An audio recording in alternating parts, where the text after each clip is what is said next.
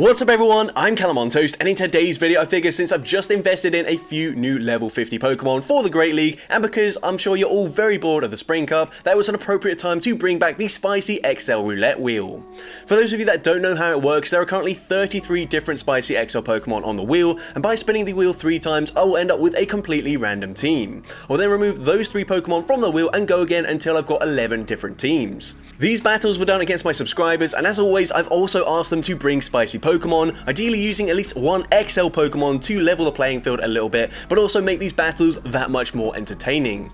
But if you'd like to see me bring the Spicy XL Roulette wheel to the Go Battle League, the Great League Remix Cup is once again returning towards the end of the season, and should be a lot less hostile than the Open Great League for trying a challenge like this, so if you do want to see that, make sure you leave a like on the video, and if this video gets 750 likes, I will also do this challenge in the Great League Remix Cup. But with that being said, let's just get into the question of the day.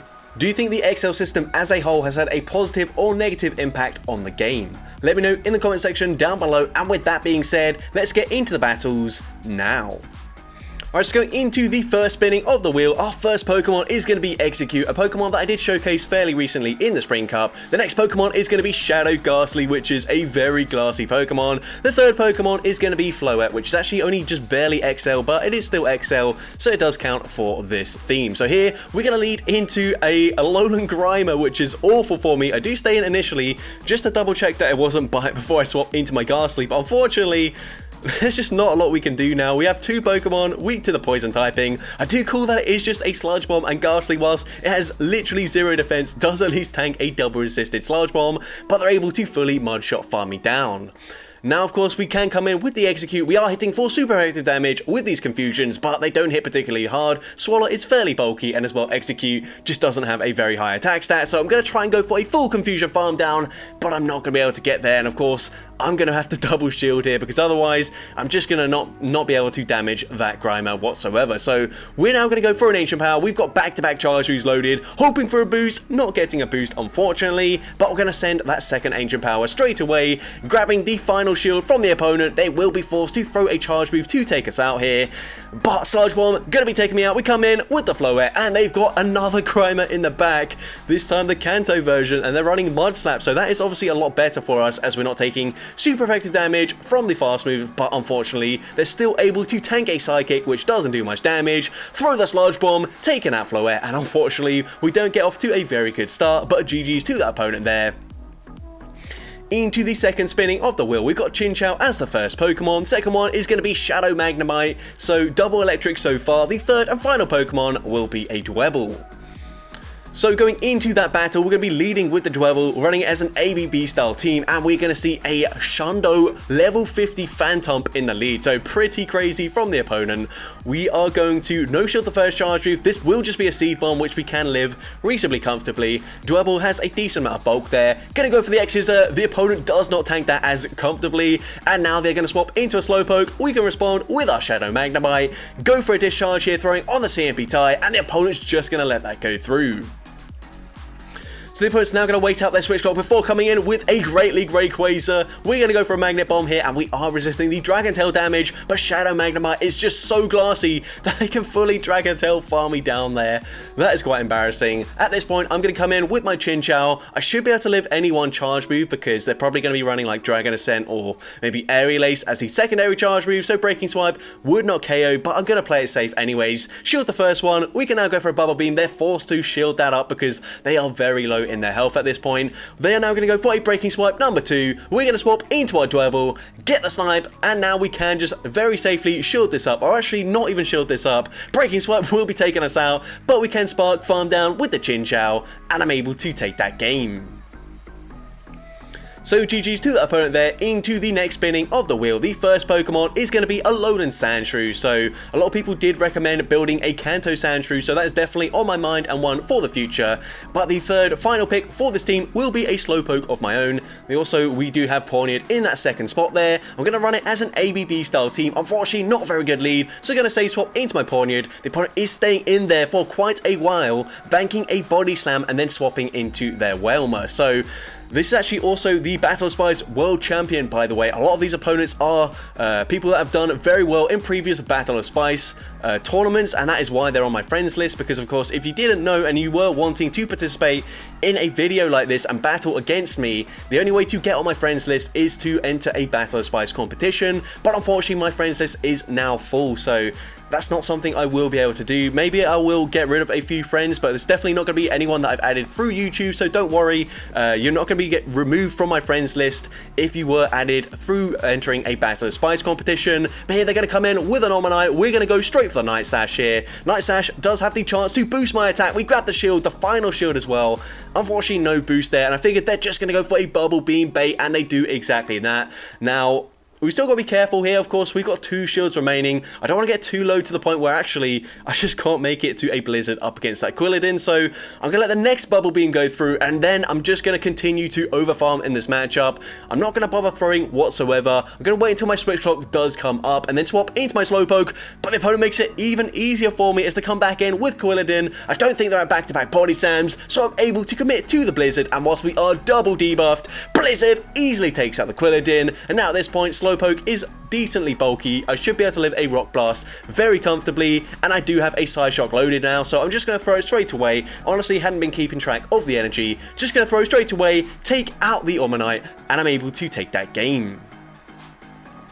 So GG's to the opponent there into the next spinning of the wheel. The first Pokemon is going to be a Litleo. The next Pokemon is going to be a Pumpkaboo, which I did build recently, a shiny 98% costume XXL Pumpkaboo as well. The third Pokemon going to be Doduo. So going into that battle, we're going to lead into Kecleon, so this is awful. Going to have to swap out straight away. They could be running either, I think, Lick or Sucker Punch as the fast moves, both of which are going to be hitting for super effective, whilst Astonish is double resisted. So we swap into our Litleo. Unfortunately, we are getting hard countered right now, but Litleo just barely able to hang on. I fire off the Crunch here because I figured we might as well fish for a debuff to their defense, and we do get that debuff, but the opponent has maintained alignment. At this point, I'm just going to sacrifice the Pumpkaboo here, force the opponent to go for a Brave Bird. That will now allow my Doduo to get a quick attack farm down, but the opponent's got a shiny purified Graveler in the back. That really sucks for me, but Brave Bird still does huge damage. Unfortunately, the Rock Throw will take me out there, but not a lot I could have done in that battle, unfortunately, but GG's to that opponent. Into the next spinning of the wheel, we've got Nidorina as the first pick, Salandit as the second pick, which coincidentally, were on the same team last time I did this spinning wheel, but we're going to have Krokorok as the third Pokemon, so running it as an ABB style team once again. Unfortunately, met with a Unnovan Darmanitan, and then we swap into Nidorina, and we are just getting hard countered right now. The opponent has a Zygarde, but the base form, which is a dog, which actually looks really cool. Unfortunately, it doesn't have very good stats, but actually that makes it probably slightly more appealing to me to run, and it is a lot spicier, so props to the opponent for running this Pokemon. At this point, I'm going to shield this up. I'm going to just at least play out the one shield scenario here. I do want to get a shield back from the opponent, but the opponent's actually going to let me regain switch advantage, which is going to be very nice as I've got Salandit. We're running Ember as the fast move. I'm definitely just going to shield this up. I don't care what they throw. It's going to be resisted, but it would still hit very hard. And they've got a Tangela in the back, so that is very cool to see. I'm going to go straight for a Poison Fang here, and then I will try and swap and catch a Sludge Bomb onto my Krokorok. The opponent does hold on to the energy here, and they are going to full send a Solar Beam, which was probably a little bit unnecessary there, but might be the only grass charge move they had. But either way, we can now just come in, Ember, farm down Darmanitan, and I'm able to take that game. So GG's to the opponent there. Into the next game, we've got Hisuian Growlithe as the first Pokemon. The next Pokemon is going to be Joltik, one of the harder Pokemon to run. And the third and final Pokemon is going to be Flabebe. And both Joltik and Flabebe don't actually reach 1200 CP. And we're actually facing a fellow content creator, King GBL, which, by the way, a lot of you did mention as one of the most underrated content creators. So definitely, if you're not subscribed to him, do check out his channel. And funny story about King GBL, actually, last season, of course, I always hold the Battle of Spice competitions, but I also try to hold a YouTuber Battle of Spice competition. Here, I tried to cool that we'd live a body slam, but we didn't. But anyways, I reached out to about maybe 20 different content creators. Not a lot of them got back to me. I did have a few big names like Pokedaxi and Brandon Tan, who were unfortunately just a little bit too busy to participate, but King GBL was the only YouTuber that actually submitted a battle, and they mentioned that they did quite a lot of battles to get their win, and I knew that they were going to be running Eevee because this was one of the Pokemon that they did run to get that win, which unfortunately I didn't even make a video out of, so that really sucked for him. But at least Eevee is now getting a chance to shine up against my Joltik, but we get a boost there, which is quite nice. This game is well and truly over though, unfortunately, as there's just no way I can win here. The opponent is going to overfarm. They're at back-to-back charge moves, but I'm just going to shield anyways, and hoping my switch clock would come up in time. Unfortunately, it's not going to. Body Slam from this range actually won't quite take us out there, but they can. Quick attack, farm me down. I will at least make it to a Psychic, so I'm going to make this look like it is close, but yeah, this game was definitely over. As soon as the Licky Licky landed an Earthquake, it was basically game over, but GG's to King GBL. But into the next battle, we're going to see a Shadow Nuzleaf as the first Pokemon. The next Pokemon going to be Shadow Bayleaf, so double Shadow Grass XL users. And the third and final Pokemon will be Pancham.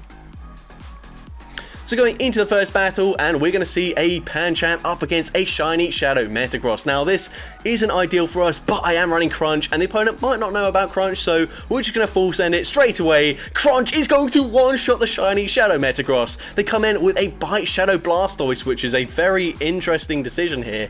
But we're now just going to go straight for an Ancient Power. Ancient Power is going to be no-shielded, and the opponent's got a Bite Shadow Aerodactyl in the back, so running a triple shiny Shadow double Bite team. Quite a strange choice from the opponent, and unfortunately for them, it's not really panning out for them, as we can come in with the Nuzleaf, 3 Razor Leaves, takes out the shiny Shadow Aerodactyl, and I'm able to take that game. So GG's to that opponent there into the next battle, and we're going to have Teddy Ursa as the first Pokemon. Second Pokemon will be Lileep, and of course you will have noticed already, but I don't have to run these Pokemon in the exact order that I get them out of the wheel. I do sort of try to readjust depending on what looks like it makes the most sense for a team. Obviously a lot of these teams don't make any sense at all, but I mean, we've got to try and do something here, and we get a fairly neutral lead. That was a shiny Scolipede, I believe, which does look very nice, by the way. I don't think I've ever seen that before, but we're now going to go for a Grass Knot. This will of course be enough damage to take out the Quaxwell. Quaxwell, not the bulkiest Pokemon ever, but the opponent is going to shield. They've already got a Liquidation debuff to my defense, and honestly I think this is the right play from the opponent. They will not be able to win any even shield scenario, but they've recognized that Lileep can also go for Ancient Powers up against the Scolipede, so they might as well take it as low as they possibly can before getting rid of me. And at this point I think we are in farm down range, so we go for the Grass Knot. We finally get rid of the Quaxwell. Can we make it to the Ancient Power? No, we faint as we get there, so that actually works out perfectly for the opponent. We're now going to come in with the Carablast. Unfortunately, Sludge Bomb will be one-shotting us, and they've got a Fearow in the back, so there's just nothing we can do here. They are double resisting the Lick damage. Cross Chop, whilst it did get a buff this season, will not take them out, but a Sky Attack easily one-shots the Teddy Ursa, and unfortunately we do lose that game, but really nicely played by the opponent.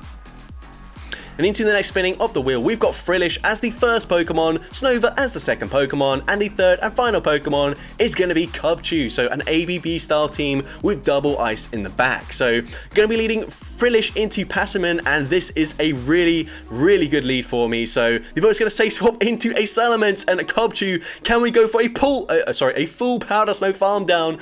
No, unfortunately, they live with 1 HP, get off the outrage, but we do at least have Play Rough as coverage, so if they come back in with the what is it called? Passimian, I think it's called, we're going to go straight for the Play Rough. That does huge damage there.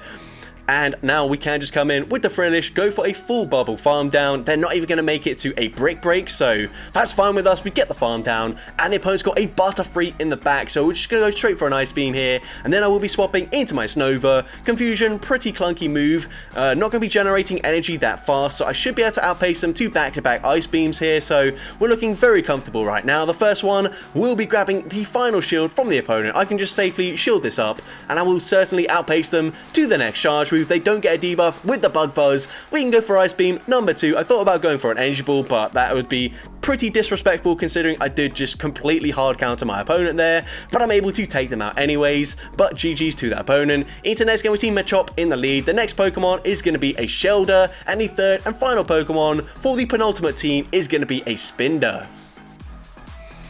So going into that battle, we're going to be leading Machop into a Lipard, so this looks good on paper, but they're probably going to be running Charm, which is dealing huge damage. They're going to make a very nice catch there, catching the Cross Chop onto a Sliggoo, which is quite an interesting pick. I'm going to bank another Cross Chop, then swap into my Shelter. I am hitting for super effective damage whilst resisting the Water Gun damage. I think I'm going to shield this up just in case it is a Dragon Pulse, but it's a Muddy Water. Luckily for me, they don't get a debuff, and here I panic. Honestly, I don't know if they're even running Dragon Pulse. It might be Sludge Wave, but either way, we go for the Razor Shell there, just guaranteeing the KO. They come back in with the Lipard. I'm going to go straight for an Icy Wind here. Hopefully, this will allow me to make it to a second charge move, but we are just going to fall short. But the opponent then swaps out there, thinking we were probably already at the charge move, catching a Razor Shell, but that will debuff their defense, which is quite nice for me. We're now going to come in with the Machop, and unfortunately they will make it to a charge move, so I'm going to shield this up. The opponent going to go for a Power Up Punch bait there, but honestly from that range, it probably would take us out. They are now boosted here, so if this is a Crab Hammer, which it is, it does huge damage, but we do just barely live that. We're now going to go for a Dig here. I figured this is the win condition, and Dig is going to be no shielded by the opponent. It still takes out the Lipard, and I'm able to take that game. Now, of course, we've only got 3 Pokemon left. We know which Pokemon they're going to be, but for the sake of completing the spinning of the wheel, we are going to spin it 3 times anyways, and we've got Nidorino, Lombre, and Drillbur. So going into this battle here, we are going to be staying in that animation for a while, but we're going to see Nidorino into a Shadow Crawdon. So Shadow Crawdon going to be running Snarl as the fast move. This will just be a Night Slash, or maybe a Razor Shell actually. It is the Razor Shell, doesn't do much damage. Should definitely go for Night Slash if they are running it, because it just does a lot more damage. But we go for a Horn Attack, grab a shield from the opponent. They will make it to the next charge move before we get to a second Horn Attack. And at this point, I'm happy to let it go through. I think actually I should come in with my Drillbur, go for the Mud Slap, farm down, but they come in with a Shadow Haunter. We get 4 Mud Slaps, easily taking out the Haunter. We're able to Mud Slap, farm down the Crawdon as well, and they've got a Shadow Chandelure in the back, so going straight for the Drill Run. Drill Run grabs the final shield from the opponent. We can now just come in with the Lombre, and I will be able to go for a full bubble farm down, safely shield this up. They go for a Flame Charge, doesn't matter. 2 bubbles, takes out the Chandelure, and I'm able to take that game. So now we're just going into some bonus battles using some of the teams that I did end up losing with the first time around. And of course, we've got team number 1 here with our Execute leading into a Salamence. And we're actually doing pretty good in this matchup. You can see Ancient Power coming through, gonna grab a shield there. The opponent is forced to throw a charge move to get rid of us. So I'm fine with that. Outrage will be taking me out, but we're gonna come in with Floette, and the opponent swaps out straight away into a Shadow Kyogre. And look at that Vine Whip damage. These are non-stab Vine Whips from a Floette, and it gets them into the yellow health range. They let that go through, but that's probably the worst Pokemon that Ghastly could see in the back. Unfortunately, pretty much any other Psychic type going to be taking super effective damage from these licks, but this one is going to be taking resist the damage. One Confusion nearly one-shots us. They go for a Psychic Fangs there. I just figured I might as well just let that go through. No way we're going to win that game, but GG's to that opponent there.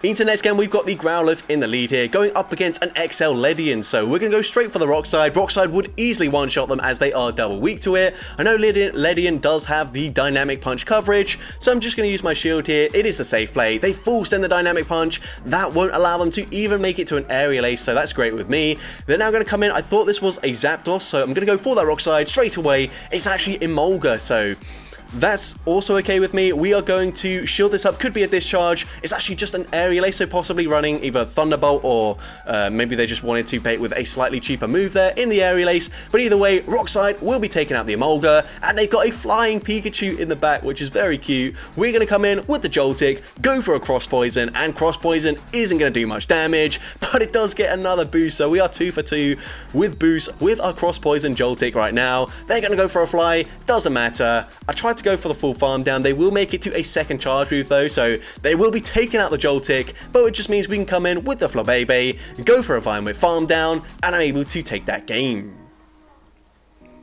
So going into the next battle, we're going to see a Shadow Slowking in the lead. So a great lead matchup for the Pumpkaboo, and the opponent is going to choose to stay in this matchup here. And we do overtap there. It doesn't really matter as the opponent still hasn't thrown a charge move. Probably trying to go for a Fire Blast, but they don't get there. And they come back in with their Shadow Girafarig. So this was the same opponent that I faced a few games ago. We're going to go for the Foul Play, then swap into my Litleo. I do want my revenge up against the Shadow Girafarig, although I am going to let this move go through. Psychic Fangs does quite a lot of damage. They're then going to swap, catch catch the crunch onto their Lilligant. I went for crunch just because I figured I might as well try and debuff their defense, since they will inevitably be able to confusion farm me down, but instead them catching a crunch is actually pretty good for them. We're now going to come in with the pump kaboo. They are running charm, by the way, but I can come in with my Doduo, go for the quick attack farm down. I think even the Shadow Giraffe rig is just slightly too low here, to the point where I can just shield this up. 2 more quick attacks should be enough damage from this range to fast attack farm down the Giraffe rig, and I'm able to take that game. And into the final battle of this video, we lead into a Sork. So the opponent's going to say swap into Barbaracle. I'm just going to go straight for a drill run here. I realized that they're probably going to be running cross chop, so I didn't want to swap straight into my Laleep here. And now we're going to swap. We're going to catch what I'm hoping to be a Stone Edge.